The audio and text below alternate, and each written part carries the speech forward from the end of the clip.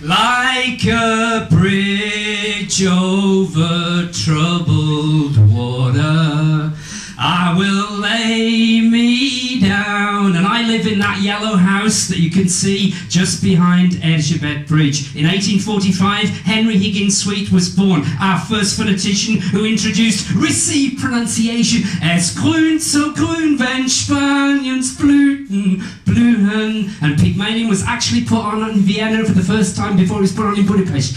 The same time the Scot, not the Englishman, Adam Clarke, was working on the Lancet. And if you have a look in your pocket, you'll find the Lancet on the 200 foreign coin. At that time, fascinatingly enough, when it was the same time that Henry Sweet was involved in received pronunciation. This is in the passport, the Hungarian passport. All the different languages that you can see there. Magyar Köztársaság, the Európai Unió, all of it. And in 1878, the Margit Híd was built, which was exactly the same time as Maximilian Berlitz opened the first Berlitz language school in New York, when people were committing suicide over Margit Híd. And Berlitz spread. It spread like a virus round the world. It spread to Petrograd, it spread to Constantinople, it spread to Rome, it spread to Budapest. The people held up kettles in classrooms and taught like that. In 1898, Szabadság Híd was built the same time as François Gouin, founder of the direct method, said you can't learn a language by learning its rules, like you can't learn to drive by reading the highway code. And in 1937, Petőfi Híd was built, formerly Horthy Miklós Híd, at the same time, coincidentally, as A.S. Hornby was developing the Oxford Advanced Learners Dictionary. And during the war, when my grandfather was here in 1946, there was just a pontoon bridge and no other bridge. Spanning the Danube from Budapest is a bridge of boats built by the Russian armies. Over that frail structure, hour after hour, passes the flotsam and jetsam of Europe. And in 1950, Stalin Bridge, now Arpad Híd, coincidentally was the same time as the rise of audiolingualism. B.F. Skinner, so much to answer for. Teachers of the world unite. We've had nothing to lose but our behaviouristic beasts. And in 1964, when Erzsébet Híd, the new Erzsébet Híd was built, it was the same time as Del Hymes, the founder of communicative competence.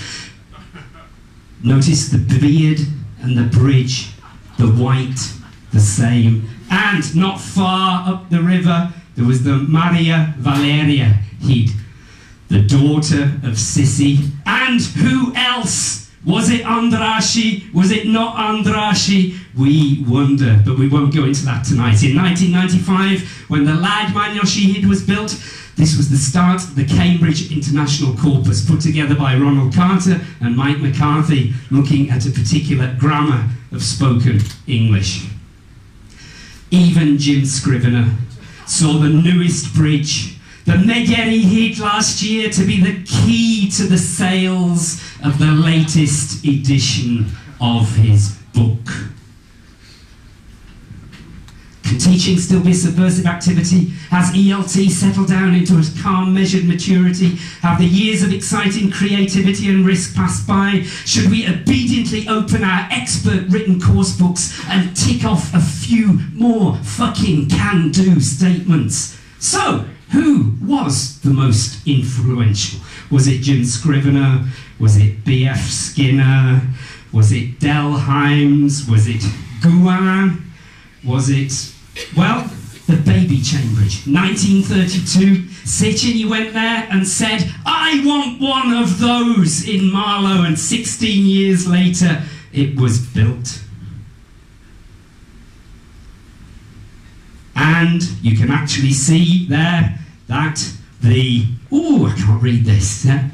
There's an exactly the same sign. If you go to the Gresham Palace, you can find the same sign that this bridge, in the same way as it spans in Marlow.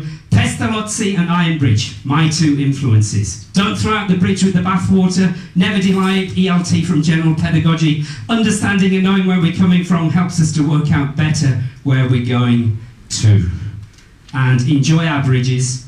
Pause for a moment when you pass one. You may never see them in the same light again. Bridges are like languages. connecting people and places. Thank you very much. Gurumai gets. Thank you.